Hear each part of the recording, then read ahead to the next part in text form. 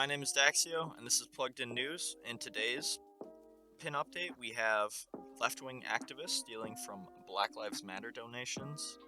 The next story is Portland seeking to refund the police. And the last one is Los Angeles opens first tiny home community. Let's get right into that. Alright, for our first story today, it comes from Houston Keene of Fox News. It states left-wing activists allegedly defrauded $450,000 using Black Lives Matter of Greater Atlanta Facebook page. In the story, it states a left-wing activist was indicted Friday on 4 counts of fraud by the Department of Justice for allegedly stealing hundreds of thousands of dollars from donators through his Black Lives Matter of Greater Atlanta Facebook page. The U.S. Attorney's Office in Toledo, Ohio announced the charges on Friday, alleging that Sir Major Page, 32, also known as Tyree Coiner's page, has created the Black Lives Matter of Greater Atlanta charity page on Facebook and used it to defraud $450,000 from various donators after. Kind of shitty.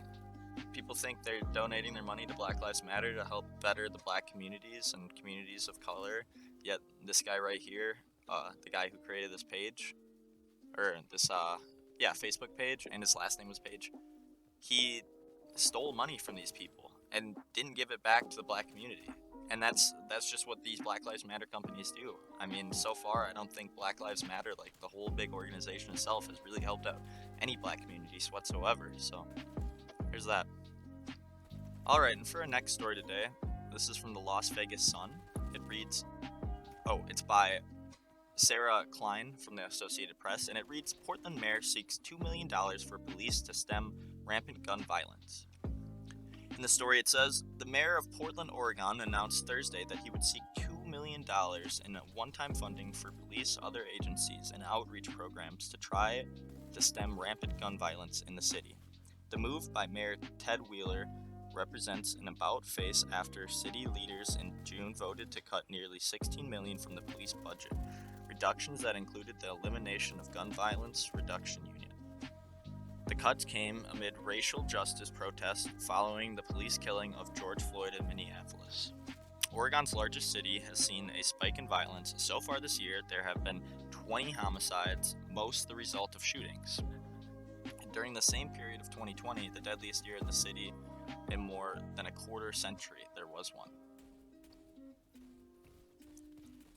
A group of community leaders and members sent a letter to the city council Thursday with a list of actions they will believe will slow gun violence, including expanding the ranks of street-level outreach workers, increasing gun crime investigations unit, and reestablishing a uniformed patrol team to engage in violent prevention and response. As of March 8th, there have been 278 shootings in the Portland region. 58 people have been injured from shootings, and 17 died from gun-related homicides. According to the mayor's office, at the current pace, shootings and homicides are on track to surpass last year's totals. Yeah, I'd say so. Portland Deputy Police Chief Chris Davis said the rise in violence is not just a police problem, it needs attention from the entire community. Among the recommendations in the Interfaith Peace and Action Collaborative letter was a request to re-establish a team to engage in violence prevention and response, which includes responding to shootings, engaging people at risk of gun violence, and following up on investigations. Wheeler said the tactics is not the same as the now eliminated gun violence reduction team, but it would be more transparent. Wheeler also said that he supports the ideas, beginning with the city council to appropriate $2 million in one-time funds from the city's reserve stability contingency account created last fall to address gun violence. This little article is great here because as all the left was cheering last year, defund the police, defund the police, defund the police, we see how well that's going now, with violence soaring through the roof, with gun crime soaring through the roof. Like, obviously defunding the police didn't work or it didn't help. Maybe more police training? I don't know. Alright, and for our last story today, this is coming from ABC 10 News from San Diego. and it is by the Associated Press. And the story is Los Angeles opens its first tiny home village to ease homeless crisis. In the story, it says Chandler Street Village, a community of 39 homes for homeless people in Los Angeles, was developed and funded by the city as part of an emergency response to its worsening homelessness crisis. Such homes are increasingly being used as shelter in other California cities as well as nationally in Seattle, Minneapolis, and Des Moines, Iowa.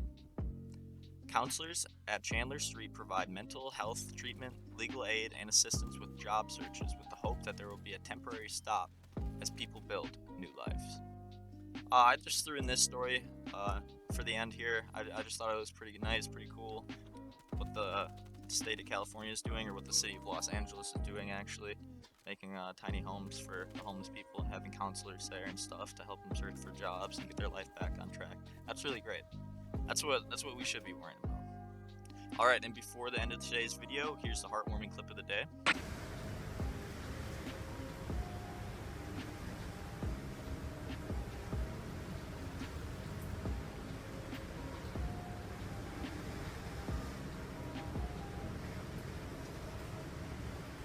Thank you guys so much for watching. Make sure you drop a like, drop a sub if you enjoyed the video, comment down below, let me know how I'm doing, stay updated, and remember, all facts, no cap.